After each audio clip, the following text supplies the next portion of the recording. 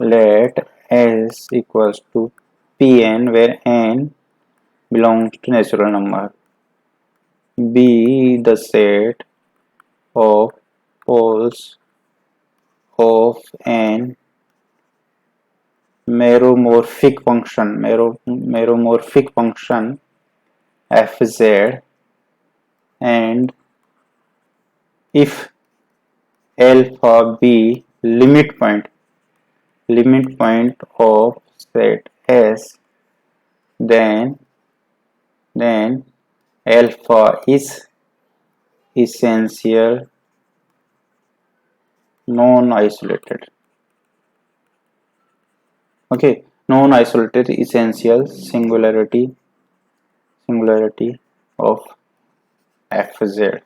Okay, कहने का मतलब है कि मान लो कोई फंक्शन fz है, there is some function fz which is analytic everywhere except these points जो सेट S में लाई कर रहे हैं, और जहां पे एनालिटिक नहीं है वो जो सिंगुलरिटी है वो पोल है, ये गिवन है हमें। मींस जो अगर इसकी बात करें कि f इस सेट S में हमेशा कोई सा भी पॉइंट सेट S का पुट करेंगे तो ये इन्फिनिटी की ओर जाएगा by the definition of pole.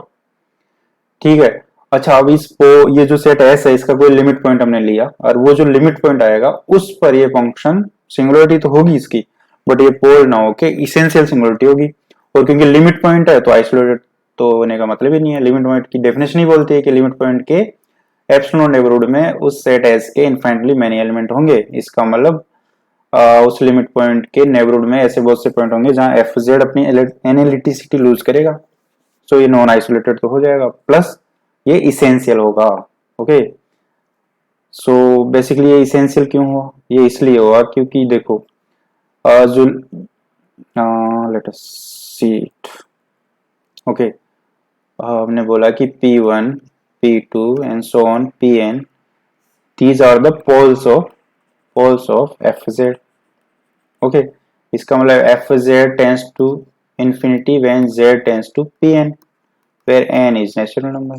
Okay, अच्छा अब लिमिट पॉइंट ऑफ Pn जो है वो हमने अल्फा बोला है, सो अल्फा यहाँ पे भी फंक्शन एनालिटिक नहीं होगा, function won't be analytic. Okay, but alpha is limit point of set S, so it is not isolated point. Okay, but we have seen that poles are isolated, so alpha cannot be pole, hence it has to be essential singularity. Okay, I hope ये समझ में आ गया होगा। और यही reason है, इस वजह से पोल्स को कभी कभी नॉन इसेंशियल सिंगुलरिटी भी बोलते हैं, singularity. Okay, so I hope ये क्लियर होगा। ये कॉन्सेप्ट हम लोग यूज करेंगे बहुत। Let us take an example for this. इसका एक एग्जांपल लेते हैं।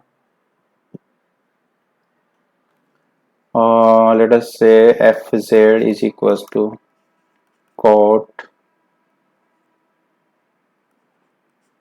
pi by z। ओके, ये हमने ले लिया। सो अब इसमें कौन से, इसको we can write cos pi by z divide by sin pi by z।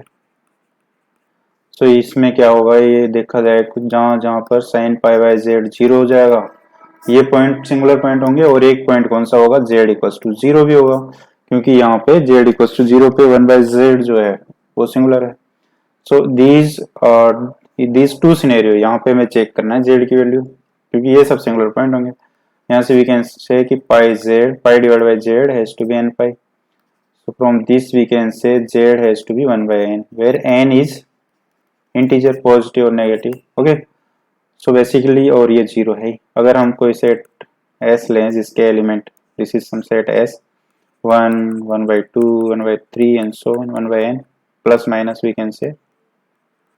Okay, ये इसके S के ये सेट, इस सेट S में ये एलिमेंट है, तो ये जितने भी एलिमेंट है इन सब पे फंक्शन एफ जेड क्या हो रहा है, ये इन्फिनिटी की ओर जा रहा है. So these all are poles of F Z, क्योंकि जो है फंक्शन इन्फिनिटी की ओर जा रहा है इस इन पॉइंट्स पे.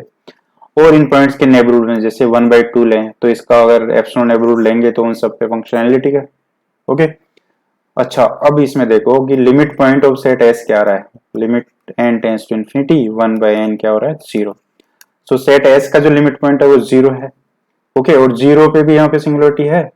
अब ये 0 पे क्या ये जो फंक्शन एफ जेड है ये 0 पोल होगा या इसेंशियल सिंगुलरिटी होगी. सो हमने ऊपर डिस्कस किया कि क्योंकि 0 है ये बेसिकली लिमिट पॉइंट है, so it will be non isolated. By the definition of limit point, we can say that this singularity will be non-isolated, but that's why it cannot be pole, क्योंकि pole तो isolated होते हैं. Then it has to be essential singularity. Essential singularity. अच्छा, then someone may have doubt कि यार ठीक है pole नहीं होगी but removable क्यों नहीं हो सकती, क्योंकि लिमिट z टेंस टू 0 पे ये लिमिट एग्जिस्ट ही नहीं करेगी. सो रिमूवेबल तो होने का सवाल ही नहीं है. Okay. So this is a good question. So यहाँ पे जो s जितने भी s के सेट है इन सब पे पोल्स है and they are isolated as well. Isolated poles, वैसे poles है means isolated ही होंगे. और 0 जो है यहाँ पे similarity है but this is of essential type and this is non isolated as well. Okay, so I hope ये clear है.